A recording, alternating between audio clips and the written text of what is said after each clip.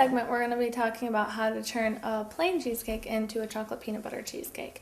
So you're going to have started out the same way you did before, and you'll have your regular batter all mixed together. And what you're going to need is 2 types of chips. You're going to need the peanut butter chips, just like regular baking chips, and milk chocolate baking chips also. Half a cup of each.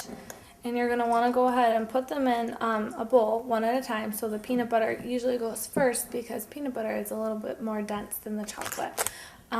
So you're going to need to melt these in the microwave, or you can do it on the stovetop if you prefer to do it that way.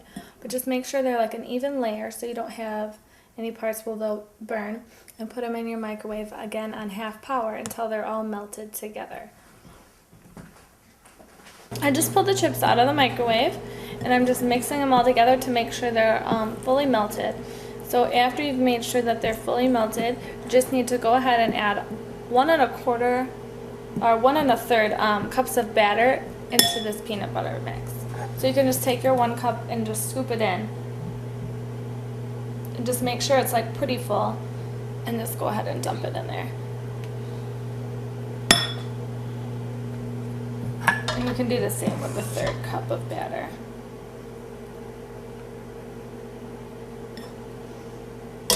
After you dump the batter in, you just want to go ahead and you can just use a fork or a spoon and just mix it together pretty thoroughly, because the peanut butter is going to kind of stick to the bottom of the bowl.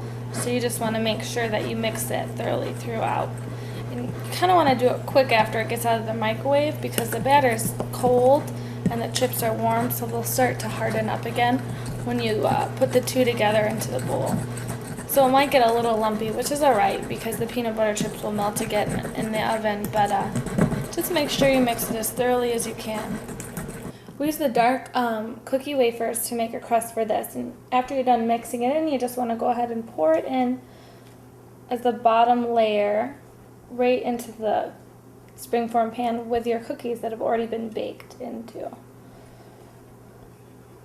So just use a spatula and then just kind of smooth it out. Make sure you get as much out of the bowl as you can. And just smooth it out so it's like a thin layer over the bottom of the cheesecake.